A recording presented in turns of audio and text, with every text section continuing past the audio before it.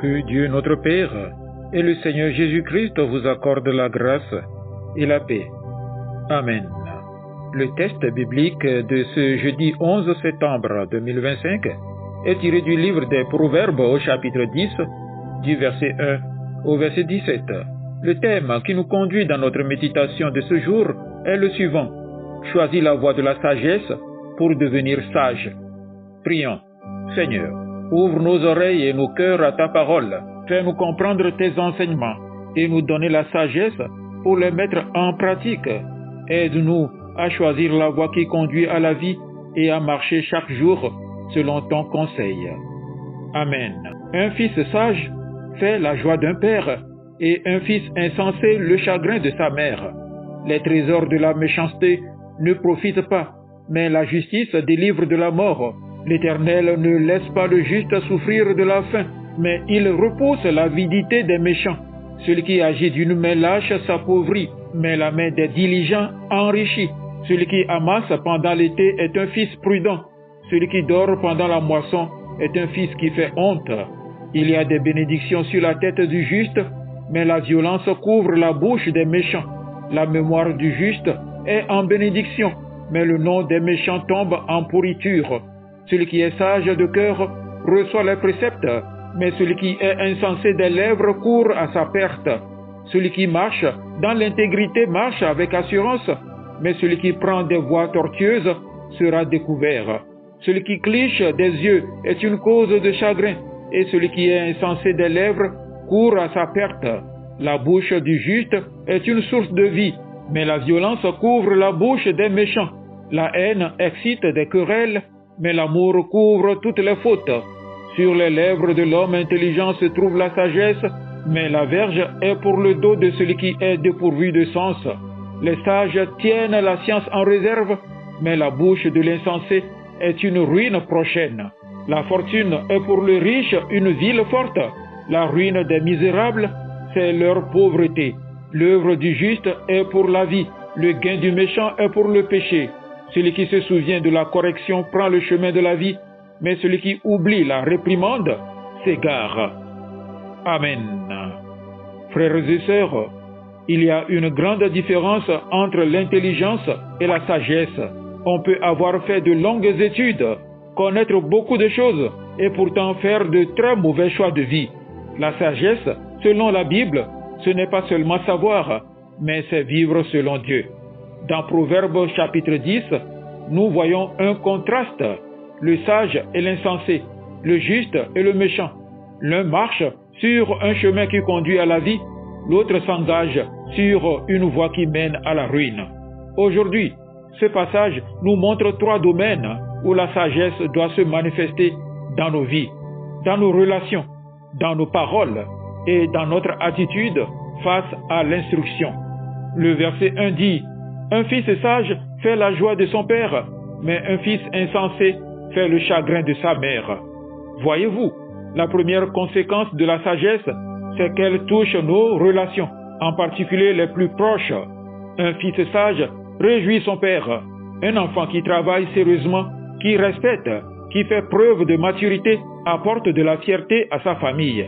Mais un fils insensé, qui choisit la paresse ou la rébellion, devient une source de chagrin. Nos choix ne concernent donc pas seulement nous-mêmes. Ils ont un impact sur ceux qui nous entourent. Imaginez un jeune qui se lève tôt pour aider à la maison ou travailler sérieusement à l'école. Même s'il n'a pas encore de grand diplôme, ses parents sont heureux car ils voient son sérieux. Mais un autre qui préfère la paresse, qui gaspille son temps, amène tristesse et honte.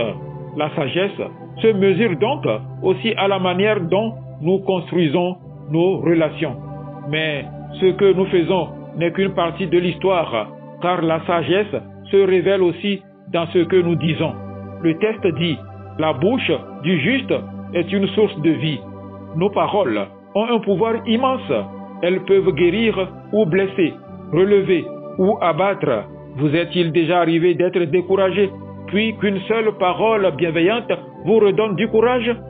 C'est comme un verre d'eau fraîche dans la chaleur de midi. Mais à l'inverse, une parole dure peut blesser profondément. et laissé des cicatrices pendant des années. Je vous donne une petite image. Nos paroles sont comme un tube de dentifrice. Une fois que la pâte est sortie, vous ne pouvez plus la remettre dedans. De la même manière, une fois qu'une parole est dite, elle ne peut plus être effacée. Voilà pourquoi la bouche du sage est une source de vie, tandis que celle de l'insensé devient une arme destructrice. Frères et sœurs, laissons Dieu transformer notre manière de parler pour que nos paroles deviennent une bénédiction autour de nous.